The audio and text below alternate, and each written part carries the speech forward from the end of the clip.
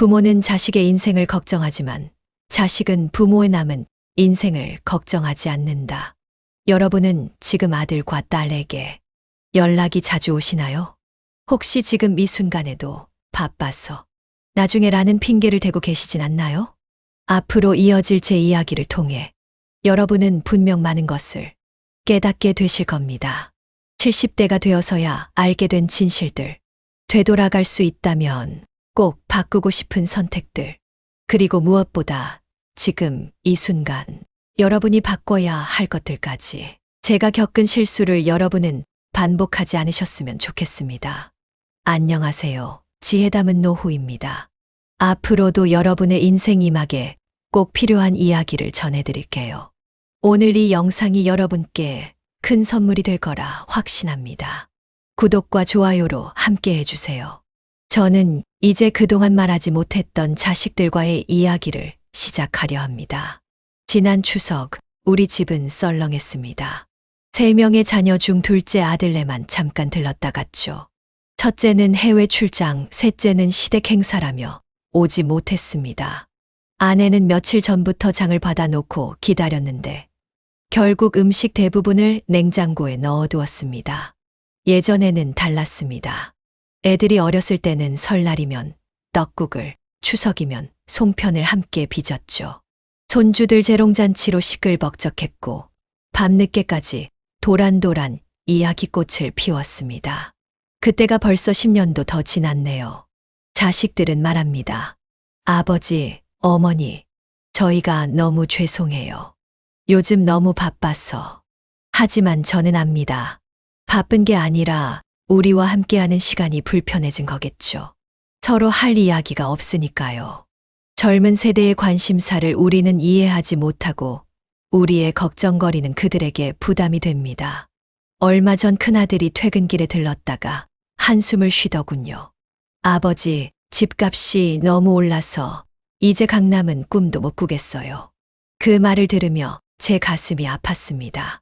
재산이 없는 아버지가 아들 집 한 채 못 사주는 현실이 너무 서글펐습니다. 자식들은 모릅니다. 우리가 얼마나 그들을 위해 아끼고 있는지를. 재산을 물려주기 위해 허리띠를 졸라매는 부모의 마음을. 하지만 이제는 자문해 봅니다. 이게 과연 옳은 걸까요?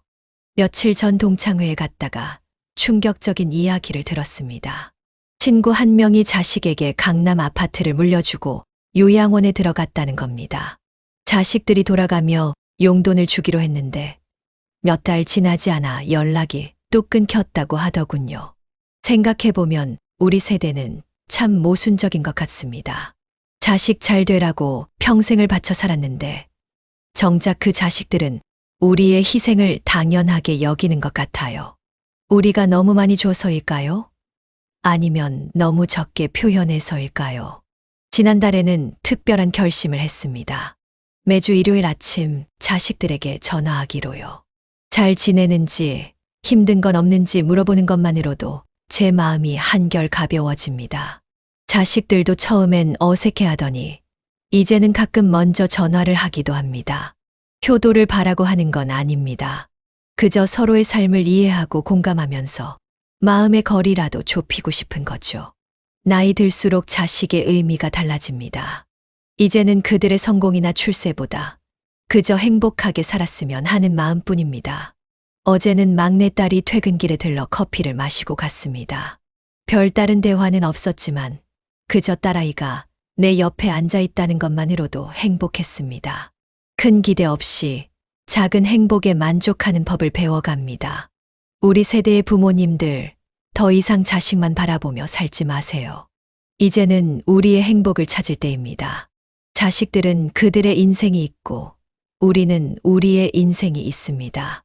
서로를 이해하고 존중하면서 적당한 거리를 유지하는 것. 그것이 진정한 부모 자식 간의 사랑이 아닐까요? 결혼 50년 만에 처음 알았습니다. 아내와 나는 완전히 다른 사람이라는 걸. 여러분은 배우자와 하루 종일 집에만 있다면 어떤 기분이 드실까요? 즐거우신가요? 아니면 불편하신가요? 오늘은 댓글로 여러분의 솔직한 생각을 들려주세요. 저는 이제 은퇴 후 달라진 부부관계에 대한 이야기를 시작하려 합니다. 아내가 아침부터 잔소리를 시작합니다. 당신은 왜 그렇게 방 안에만 있어요? 밖에 나가서 운동이라도 하지. 저는 대꾸도 하기 싫어 신문만 보고 있습니다. 예전 같았으면 출근했을 시간, 이제는 하루 종일 마주 앉아 있어야 합니다. 은퇴 전에는 아내가 이렇게 잔소리가 많은 줄 몰랐습니다. 아침 7시면 출근해서 밤 9시에 들어왔으니까요. 주말에도 등산 모임, 동창회 모임으로 바빴죠. 그땐 아내의 잔소리가 오히려 그리웠습니다. 요즘 아내는 제가 화장실 가는 시간까지 체크합니다. 당신 또 담배 피우러 가는 거죠? 화장실에서 피는 담배 한 대가 하루 중 가장 편한 시간입니다. 답답할 때면 베란다로 나가는데 그러면 또 잔소리가 시작됩니다. 감기 걸리겠다고 들어와요. 지난주에는 큰 싸움이 났습니다. TV 리모컨 때문이었죠. 저는 뉴스를 보고 싶었는데 아내는 드라마를 보겠다는 겁니다. 결국 저는 작은 방으로 들어가 버렸습니다. 방 안에서 혼자 있으니 문득 서글퍼졌습니다. 이렇게 살다가 죽는 걸까? 친구들 모임에 가면 비슷한 이야기들이 많습니다. 김 선생은 아예 지하 다락방에 TV를 하나 더 설치했다고 하더군요. 박 선생은 매일 아침 공원을 3바퀴씩 돈답니다. 집에 있기가 답답해서요. 우리 모두 비슷한 처지라는 게 위로가 되면서도 한편으론 씁쓸합니다. 문제는 앞으로 20년, 30년을 더 이렇게 살아야 한다는 겁니다. 젊었을 땐 언제 은퇴하나 기다렸는데 정작 은퇴하고 보니 이제 뭐 하지? 라는 생각만 듭니다. 아내와 단둘이 있는 시간이 이렇게 힘들 줄 몰랐습니다. 그러다 지난달 큰 변화가 있었습니다. 아내가 갑자기 쓰러진 거예요. 다행히 큰 병은 아니었지만 저는 덜컥 겁이 났습니다. 아내가 없는 삶은 상상도 하기 싫었습니다. 그제서야 깨달았습니다. 제가 얼마나 아내에게 무심했는지를. 이제는 아침마다 아내와 함께 공원을 산책합니다. 처음엔 어색했지만 요즘은 이 시간이 참 좋습니다. 나란히 걸으면서 이런저런 이야기를 나눕니다. 50년 동안 미처 하지 못했던 이야기들을요. 저녁에는 아내와 함께 드라마를 봅니다. 처음엔 따분했는데 이제는 드라마 속 이야기가 기다려지기도 합니다. 아내는 제가 드라마에 푹 빠진 모습을 보며 즐거워합니다. 함께 웃고 함께 우는 시간이 늘어갑니다. 인생의 마지막 챕터를 시작하는 지금, 저는 다시 한번 사랑을 배웁니다. 젊은 시절의 뜨거운 사랑이 아닌 서로를 이해하고 배려하는 성숙한 사랑을요. 아내와 저는 이제 연인이자 친구가 되어가고 있습니다. 노년의 부부 생활이 결코 쉽지는 않습니다. 하지만 이것도 우리에게 주어진 선물이라 생각하며 하루하루를 보내고 있습니다. 서로에 대한 불만보다는 감사함을 찾으려 노력합니다. 그러다 보니 집이라는 공간이 더는 답답하지만은 않습니다. 인생은 만남과 이별의 연속이지만 노년의 이별은 대부분 마지막 이별입니다. 여러분은 오늘 친구와 연락해 보셨나요? 잠시 멈추고 생각해 보세요. 마지막으로 친구와 함께한 시간이 언제였는지를. 오늘은 우리 모두가 한 번쯤 생각해 봐야 할 이야기를 시작하려 합니다. 어제 또 한 명의 친구가 떠났습니다. 40년을 함께한 등산 동호회 회원이었죠. 갑작스러운 심장마비였다고 합니다. 지난주만 해도 함께 커피를 마시며 웃었는데 이제는 추억밖에 남지 않았습니다. 매달 첫째 주 목요일이면 우리는 동창회 모임을 가졌습니다. 처음엔 20명이 넘었는데 이제는 6명만 남았네요. 누군가 한 명이 빠질 때마다 우리는 그의 빈자리를 바라보며 말을 잇지 못합니다.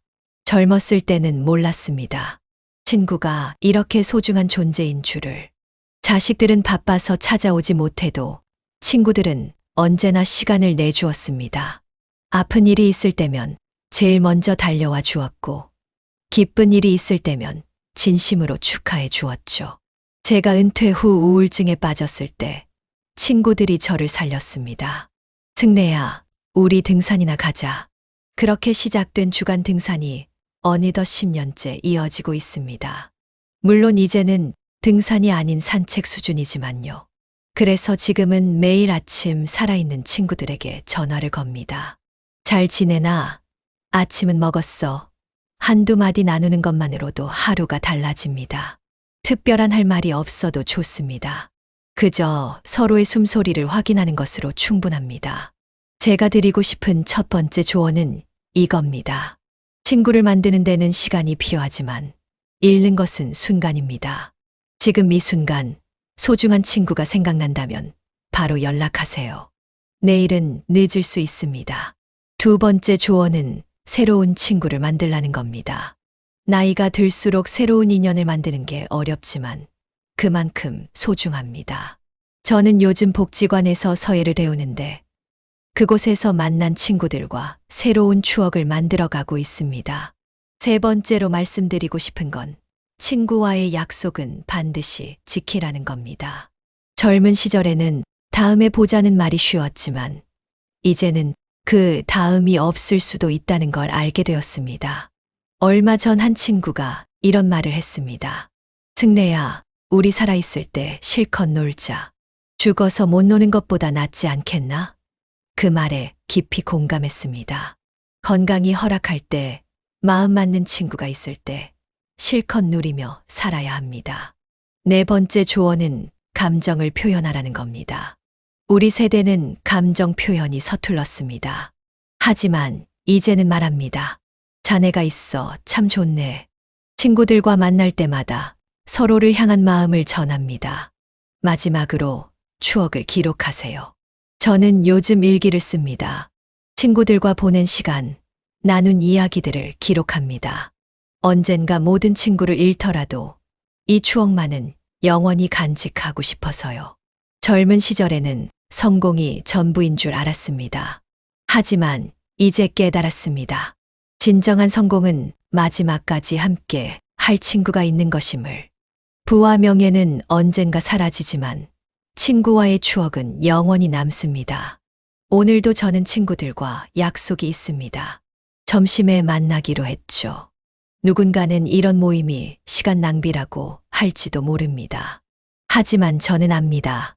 이 시간이야말로 제 인생에서 가장 값진 순간이라는 것을 인생의 황혼기에서 깨달았습니다.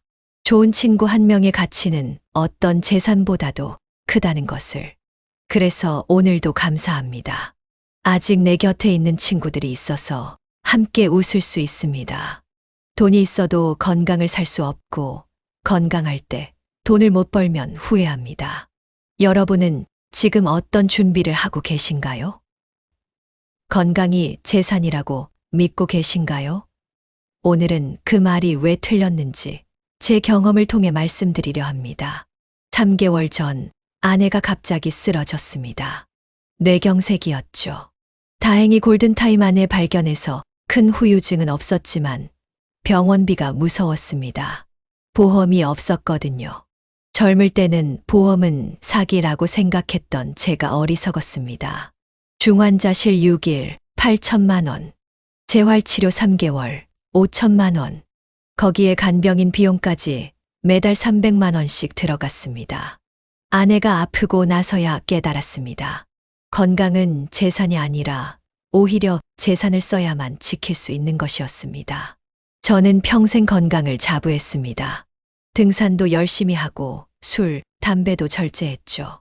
하지만 건강검진은 제대로 받지 않았습니다. 큰 병원 종합검진이 100만 원이 넘는다고 하니 아까워서였죠.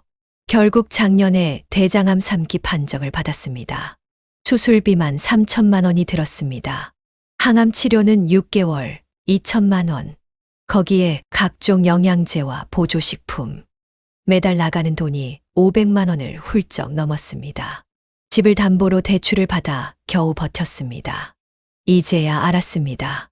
건강할 때 돈을 모으고 그 돈으로 건강을 지켜야 한다는 걸요. 아프고 나서 돈을 벌려고 해도 늦습니다. 건강을 잃으면 돈을 벌 수도 없고 모았던 돈도 순식간에 사라집니다. 제 친구 중에는 평생 돈을 모으느라 건강 관리를 소홀히 한 사람이 있습니다. 지금은 큰 병원 VIP 병실에 누워있죠. 돈은 많지만 밥 한 술 제대로 못 먹습니다. 반면 또 다른 친구는 젊을 때부터 보험과 건강관리에 투자했습니다. 지금도 건강하게 손주들과 놀러 다닙니다.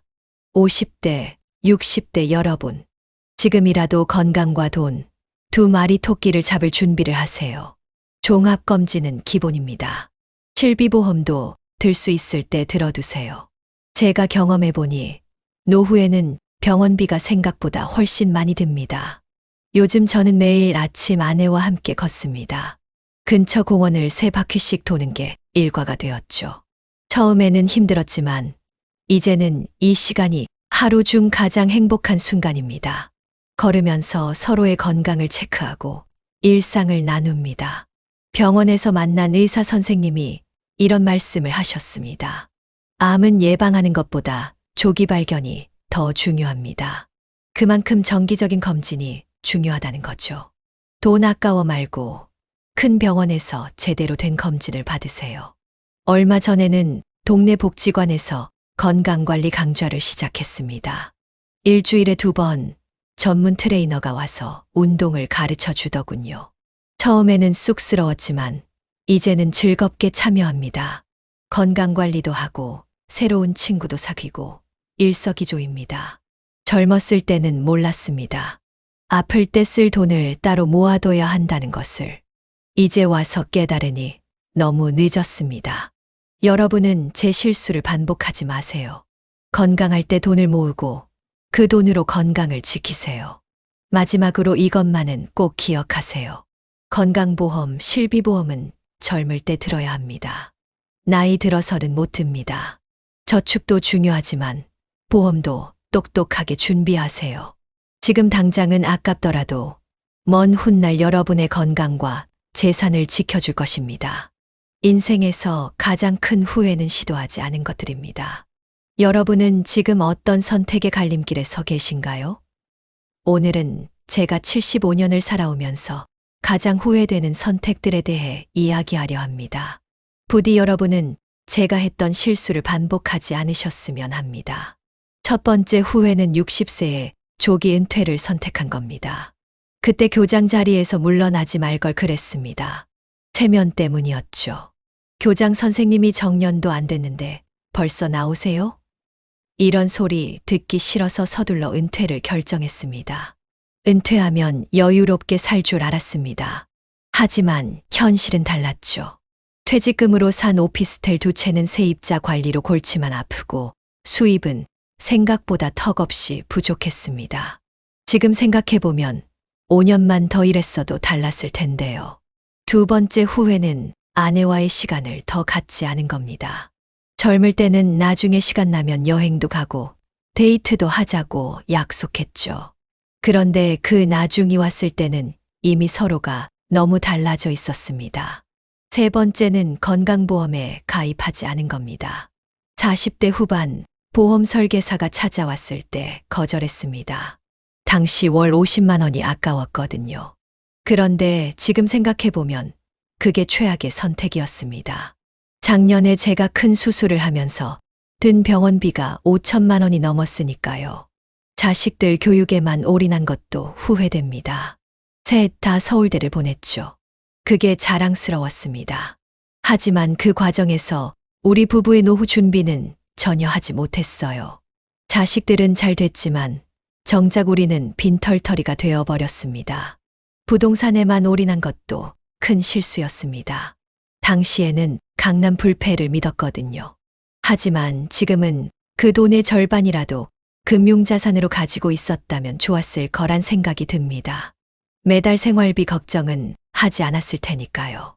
친구들과의 약속을 자주 어긴 것도 후회됩니다. 항상 다음에 보자고 했는데 어느새 그 친구들 중 절반이 세상을 떠났네요. 시간은 기다려주지 않았습니다. 취미 생활을 미룬 것도 아쉽습니다. 은퇴하고 나서 시작하려니 너무 늦었더군요. 젊었을 때부터 꾸준히 해왔다면 지금쯤 은퇴 후의 삶이 훨씬 풍요로웠을 텐데요. 무엇보다 가장 큰 후회는 나중에라는 말을 너무 많이 했다는 겁니다. 나중에 하자, 나중에 가자, 나중에 시작하자. 그런데 그 나중이 결국 오지 않았습니다. 저는 이제 남은 시간 동안은 후회 없이 살기로 했습니다. 아내와 매일 산책을 하고 복지관에서 기타도 배우고 있습니다. 늦었지만 지금이라도 시작하는 게 낫다고 생각합니다. 50대, 60대를 살고 계신 여러분, 부디 저의 후회를 교훈 삼으시길 바랍니다.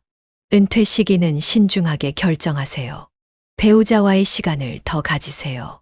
건강관리와 보험은 미루지 마세요. 무엇보다 나중에라는 말을 줄이세요. 지금 할 수 있는 일, 지금 해야 할 일은 미루지 말고 하세요. 시간은 우리가 생각하는 것보다 훨씬 빨리 지나갑니다. 오늘도 저는 아내와 함께 점심을 먹으러 갑니다. 작은 일상이지만 이제는 이런 순간들이 얼마나 소중한지 압니다. 후회 없는 삶을 위해 오늘도 열심히 현재를 살아갑니다. 진정한 행복은 거창한 것이 아닌 일상의 작은 즐거움에 있다는 것을 이제야 깨달았습니다. 여러분은 하루에 몇 번이나 웃으시나요? 제 나이 75년을 살아보니 웃음이야말로 최고의 보약이더군요. 오늘은 제가 어떻게 노년의 즐거움을 찾아갔는지 이야기해 보려 합니다. 처음 은퇴했을 때는 무척 막막했습니다. 아침에 눈을 뜨면 할 일이 없었죠. TV를 보다가 신문을 보다가 어느새 하루가 다 갔습니다. 그렇게 3년을 우울하게 보냈습니다. 변화는 우연히 찾아왔습니다. 아파트 게시판에서 복지관 홍보물을 봤어요. 실버밴드 회원 모집이라고 적혀 있었죠. 젊었을 때 기타를 좋아했던 게 생각나서 무작정 찾아갔습니다. 처음엔 창피했습니다. 나이 들어서 악기를 배운다는 게 부끄러웠거든요. 하지만 거기서 만난 분들은 저보다 더 열정적이었습니다. 8순의 할머니가 드럼을 치고 7순의 할아버지가 베이스를 연주하더군요. 6개월이 지나자 우리 밴드는 제법 소리가 나기 시작했습니다. 여행을 떠나요.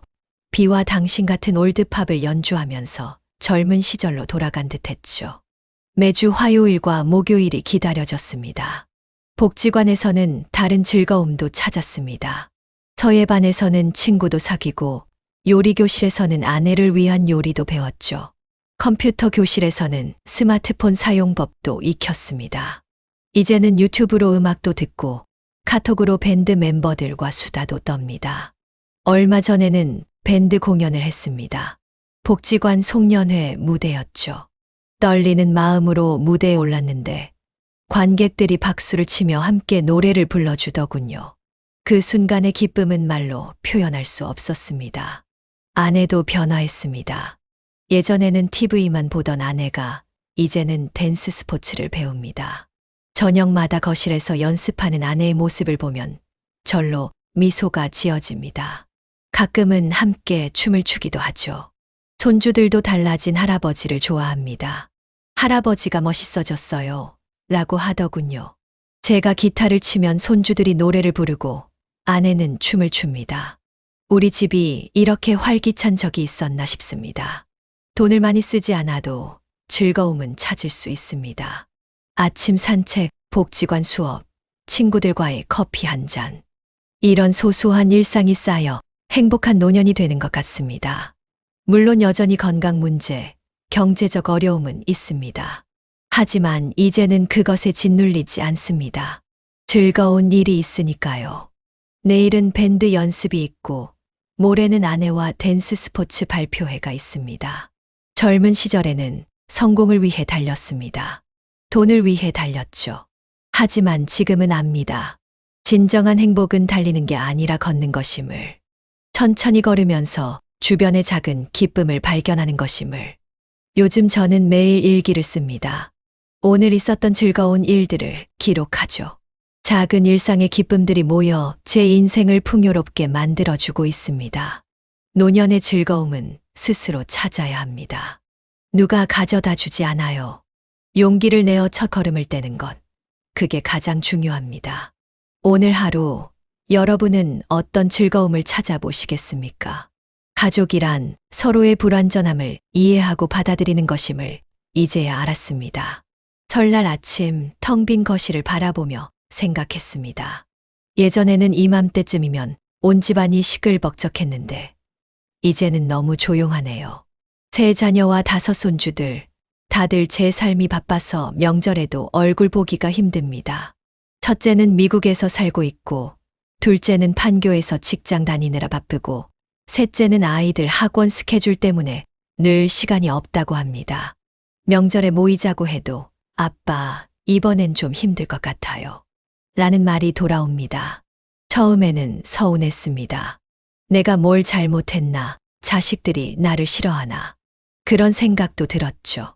하지만 시간이 지나면서 깨달았습니다.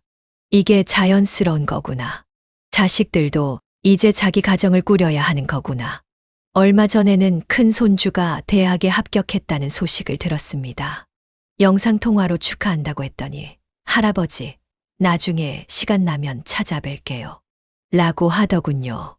나중에라는 말이 서글펐지만 한편으로는 이해가 됐습니다. 우리도 그랬으니까요. 젊었을 때는 부모님 찾아뵙는 것보다 일이 먼저였고 아이들 학원이 먼저였습니다. 그때는 몰랐습니다. 부모님의 마음을. 이제야 알겠네요. 대신 새로운 즐거움을 찾았습니다. 매주 목요일이면 아내와 함께 동네 어린이집에서 자원봉사를 합니다. 그곳의 아이들이 우리 손주 같아서 더 정이 가네요. 책도 읽어주고 같이 놀아주면서 웃음을 되찾았습니다. 복지관에서 만난 친구들도 비슷한 처지더군요. 우리는 서로의 이야기를 들어주고 위로해 줍니다. 가끔은 같이 여행도 가고 식사도 하면서 또 다른 가족이 되어가고 있습니다. 이제는 자식들에게 연락하라고 재촉하지 않습니다. 대신 일상의 소소한 것들을 카톡으로 공유합니다. 오늘 만든 요리 사진, 산책하면서 찍은 꽃 사진. 부담 없이 가볍게 소통하니 오히려 관계가 더 좋아졌습니다. 가족의 의미도 달라졌습니다. 꼭 피가 섞여야만 가족은 아니더군요. 마음을 나누는 사람들, 서로를 이해하고 배려하는 사람들, 그들도 모두 가족이 될 수 있다는 걸 배웠습니다. 물론 여전히 자식들이 보고 싶습니다. 하지만 이제는 그리움을 여유롭게 받아들일 줄 알게 되었습니다. 그들의 행복이 곧 나의 행복이니까요. 멀리 있어도 서로를 생각하는 마음으로 충분합니다. 특별한 날에만 만나도 좋습니다. 대신 만날 때는 더 정성스럽게, 더 따뜻하게 대화를 나누려고 합니다. 짧은 시간이라도 마음을 나누는 게 중요하다는 걸 알았으니까요. 요즘은 매일 저녁 아내와 둘이서 식사를 합니다. 텅 빈 식탁이 서운할 때도 있지만 서로를 바라보며 하는 식사가 더 특별하게 느껴지기도 합니다. 우리도 이제 새로운 가족이 되어가고 있나 봅니다. 가족의 형태는 변해도 서로를 향한 마음만은 변함없습니다. 그것을 받아들이고 나니 마음이 한결 편해졌습니다. 이제는 자식들의 안부 전화를 기다리는 것이 아니라 그들의 행복한 소식을 기다립니다. 평생 돈 모으는 법만 배웠더니 정작 필요한 건 돈 쓰는 법이었습니다. 여러분은 노후를 위해 얼마를 준비하고 계신가요? 그런데 더 중요한 건 그 돈을 어떻게 쓸 것인가 하는 계획일지도 모릅니다. 제가 겪은 시행착오를 들려드리겠습니다. 지난달 42억 재산을 정리하기로 결심했습니다. 강남 아파트를 팔아 절반은 현금으로 보유하고 나머지로는 조용한 동네에 작은 집을 샀습니다. 자식들은 반대했지만 이번만큼은 제 의지를 굽히지 않았습니다. 처음으로 큰 결정을 혼자 내렸습니다. 평생 자식들 생각만 하다가 이제야 저와 아내를 위한 선택을 한 거죠. 마치 무거운 짐을 내려놓은 것처럼 마음이 가벼워졌습니다. 이사하고 나서 제일 먼저 한 일이 부부 여행이었습니다. 아내와 제주도로 일주일 여행을 다녀왔죠. 300만 원이 들었지만 50년 결혼 생활 중 가장 행복한 시간이었습니다. 돈이 아깝지 않더군요. 둘째로 한 일은 건강관리입니다. 매달 100만 원씩 건강관리 비용으로 책정했습니다. 헬스 트레이너와 운동도 하고 영양제도 챙겨 먹고 정기적으로 종합검진도 받습니다. 이것도 아까운 돈이 아니었습니다. 셋째는 취미 생활입니다. 기타를 배우고 싶었는데 악기값이 부담스러워 망설였죠. 이제는 달마다 취미생활비 50만 원을 따로 떼어놓습니다. 제 인생에서 처음으로 즐기기 위한 지출을 하는 겁니다. 우리 부부는 이제 매달 예산을 세웁니다. 생활비 200만 원, 의료비 100만 원, 취미생활비 50만 원, 여행적금 100만 원. 처음으로 돈을 계획적으로 쓰기 시작했습니다. 그동안은 그저 아끼기만 했죠. 자식들 용돈도 정했습니다. 매달 50만 원씩 3명에게 똑같이 나눠줍니다. 많은 금액은 아니지만 정기적으로 주니까 아이들도 좋아합니다. 이제는 떳떳하게 용돈을 줄 수 있어 기쁩니다. 복지관에서 만난 재무설계사는 이렇게 조언했습니다. 노후 자금은 자신을 위해 써야 합니다. 자식에게 물려줄 생각만 하다가는 본인의 노후가 불행해집니다. 이 말이 제 인생을 바꿨습니다. 요즘은 매주 토요일마다 아내와 맛집을 찾아다닙니다. 비싼 음식을 먹을 때면 아내가 미안해하지만 저는 이렇게 말합니다. 우리도 이제 맛있는 거 실컷 먹고 살자. 함께 웃으며 식사하는 시간이 행복합니다. 통장에 돈이 조금씩 줄어드는 게 두렵지 않냐고요? 물론 처음에는 걱정됐습니다. 하지만 계산해보니 현재 자금으로도 우리 부부가 100세까지 살 수 있더군요. 오히려 적절히 쓰면서 사는 게 더 건강한 것 같습니다. 이제 우리 부부에게는 새로운 버킷리스트가 생겼습니다. 전국 8도 맛집 투어, 봄꽃 따라 기차 여행, 손주들과 디즈니랜드 가기. 돈을 쓰면서 행복을 만들어가는 법을 배우고 있습니다. 마지막으로 드리고 싶은 말씀은 이겁니다. 돈은 모으기 위한 것이 아니라 쓰기 위한 것입니다.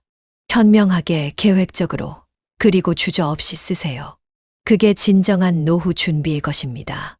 진정한 유산은 돈이 아닌 사랑과 지혜임을 깨달았습니다.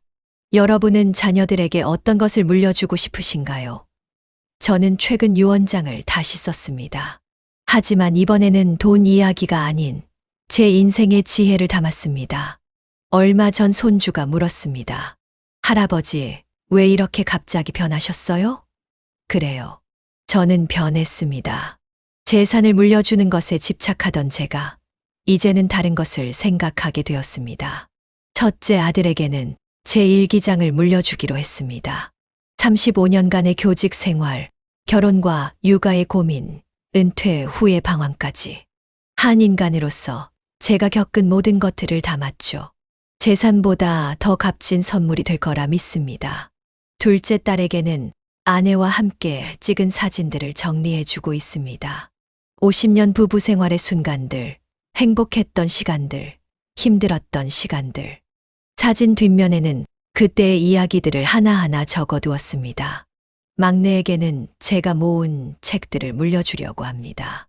책장 가득 꽂힌 책들, 그 안에 적어둔 밑줄과 메모들. 제가 평생 공부하며 깨달은 것들이 고스란히 담겨 있습니다. 손주들에게는 각각의 편지를 써두었습니다. 그들이 성인이 되었을 때 읽을 수 있도록요. 할아버지가 바라는 그들의 미래, 인생을 살면서 꼭 기억했으면 하는 것들을 적었습니다. 재산은 최소한만 남기기로 했습니다. 대신 매달 조금씩 용돈을 주면서 살아있는 동안 함께 행복한 추억을 만들고 싶습니다. 죽은 다음의 유산보다 살아있는 동안의 사랑이 더 중요하다는 걸 깨달았거든요. 얼마 전 가족들을 모아놓고 이야기했습니다. 아빠가 미안해. 이제까지는 돈만 생각했던 것 같아. 그러자 아이들이 울더군요. 아니에요, 아빠. 우리는 아빠의 사랑으로 자랐어요. 이제는 매주 일요일이 기다려집니다. 자식들이 돌아가며 집에 옵니다. 함께 밥을 먹고 이야기를 나눕니다. 돈 이야기가 아닌 서로의 일상과 꿈에 대해 이야기합니다. 우리 부부는 새로운 도전도 시작했습니다. 유튜브 채널을 만들었어요. 50년 부부 생활의 지혜, 노년의 일상을 담아내고 있습니다. 이것도 우리가 남길 수 있는 작은 선물이 되길 바랍니다. 살면서 깨달았습니다. 부모가 자식에게 줄 수 있는 가장 큰 선물은 행복한 부모의 모습을 보여주는 것이라는 걸요. 우리 부부가 즐겁게 살아가는 모습이 자식들에게는 가장 큰 유산이 될 것 같습니다. 이제 저는 매일 밤 감사일기를 씁니다. 오늘 하루 동안 경험한 작은 행복들, 가족들과 나눈 따뜻한 시간들을 기록합니다.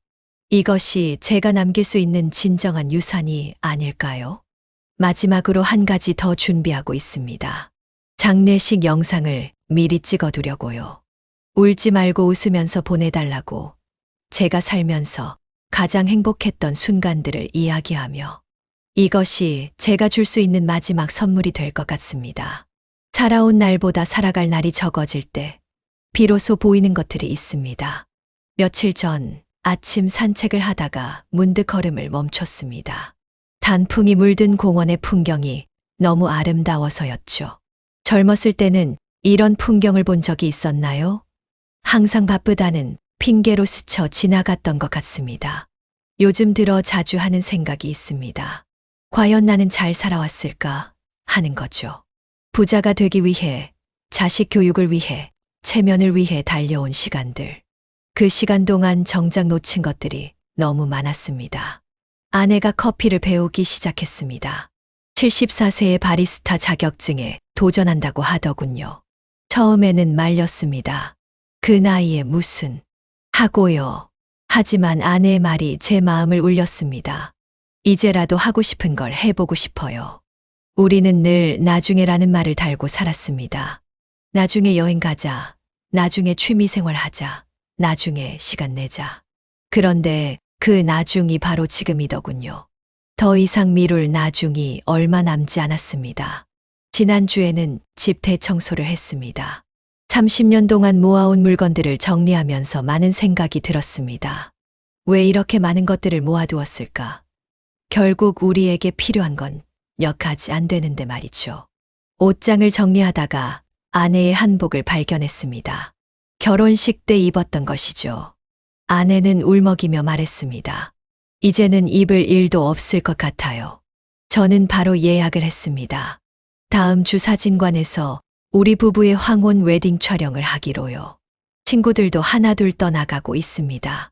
얼마 전에는 40년 지기 친구가 갑자기 세상을 떠났습니다. 마지막으로 했던 말이 다음에 보자였는데 이제는 누군가를 만날 때마다 마지막이라고 생각하고 진심을 담아 대화합니다. 손주들에게 들려줄 이야기도 정리하고 있습니다. 우리가 살아온 시대의 이야기, 고생했던 이야기, 행복했던 순간들. 이런 것들이 어쩌면 돈보다 더 값진 유산이 될 수도 있겠다는 생각이 듭니다. 얼마 전부터는 일기 대신 편지를 씁니다. 아내에게, 자식들에게, 그리고 저 자신에게 하고 싶었던 말, 미안했던 일, 고마웠던 순간들을 적어두었습니다. 언젠가는 이 편지들이 그들에게 위로가 되길 바라면서요. 우리 부부는 이제 매일 저녁 서로의 하루를 이야기합니다. 작은 일상도 특별하게 느껴지고 사소한 대화도 소중하게 다가옵니다. 시간이 얼마 남지 않았다는 걸 알기에 모든 순간이 더욱 의미 있게 느껴지나 봅니다. 마음의 정리를 하면서 깨달았습니다. 인생에서 가장 중요한 건 관계였다는 거요. 돈도, 명예도, 성공도 중요하지만 결국 마지막까지 남는 건 서로에 대한 사랑과 추억이더군요. 이제 저는 매일 아침 거울을 보며 다짐합니다. 오늘 하루를 마지막이라 생각하고 살자고요. 미움도 버리고 욕심도 내려놓고 그저 감사한 마음으로 하루하루를 채워가려 합니다. 인생은 끝날 때까지 끝난 게 아니다. 75세의 봄, 저는 다시 시작합니다. 오늘도 여느 때처럼 아침 6시에 일어났습니다. 아내와 함께 공원을 한 바퀴 돌고 복지관에서 기타 연습을 하고 오후에는 유튜브 촬영이 있습니다. 75세의 제 일상이 이렇게 바쁠 줄은 몰랐네요. 1년 전만 해도 저는 달랐습니다. 42억 재산은 있지만 현금이 없어 커피 한 잔 마시기도 힘들었고 자식들 눈치 보며 살았죠. 집에서는 TV만 보다가 잠들고 아내와는 하루 종일 말 한마디 없이 지냈습니다. 그때의 제가 지금의 저를 본다면 깜짝 놀랄 것 같습니다. 강남 아파트를 팔아 작은 집으로 이사했고 자식들에게 매달 용돈도 주고 아내와는 제주도 여행도 다녀왔으니까요. 복지관에서 만난 친구들과 실버밴드를 만들었습니다. 다음 달이면 첫 공연이 있어요. 떨리지만 설렙니다. 젊었을 때도 못 해본 도전을 75세에 하게 될 줄이야. 유튜브 채널도 만들었습니다. 할배할매의 행복한 인생 2막이라는 제목으로요. 구독자가 벌써 1000명이 넘었네요. 댓글에는 부모님께 보여드렸더니 많은 걸 깨달으셨대요. 라는 이야기들이 가득합니다. 아내도 변했습니다. 바리스타 자격증을 따더니 이제는 제과제빵에 도전한다고 하네요. 매일 아침 아내가 내려주는 커피를 마시는 게 하루의 가장 행복한 순간입니다. 자식들과의 관계도 달라졌습니다. 이제는 그들의 삶을 인정하고 저희의 삶도 소중히 여기게 되었어요. 한 달에 한 번 모이는 가족 모임이 부담스럽지 않고 기다려지는 시간이 되었습니다. 친구들과는 매주 목요일에 만납니다. 서로의 건강을 확인하고 남은 인생을 어떻게 살아갈지 이야기를 나눕니다. 가끔은 철없이 웃다가도 문득 누군가의 빈자리가 허전할 때면 모두 잠시 침묵합니다. 건강관리도 열심히 합니다. 매일 만보 걷기는 기본이고 일주일에 2번은 헬스 트레이너와 운동을 합니다. 병원비로 쓰느니 운동하는 데 쓰는 게 낫다는 걸 이제야 깨달았네요. 돈 쓰는 법도 배웠습니다. 계획적으로 그리고 주저없이 씁니다. 하고 싶은 것, 먹고 싶은 것, 가고 싶은 곳. 이제는 스스로에게 인색하지 않습니다. 무엇보다 달라진 건 제 마음가짐입니다. 더 이상 과거에 연연하지 않고 미래를 두려워하지도 않습니다. 오늘 하루를 어떻게 의미 있게 보낼지 그것만 생각합니다. 이제 저는 매일 아침 거울을 보며 말합니다. 오늘도 좋은 하루가 될 거야.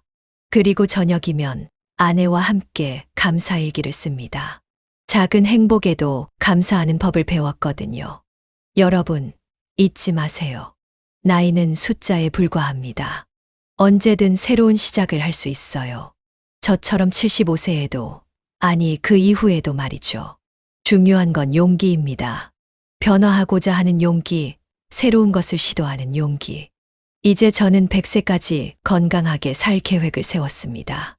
아내와 함께 전국 8도 맛집 투어도 하고, 손주들과 해외여행도 가고, 하고 싶은 것도, 이루고 싶은 꿈도 많습니다.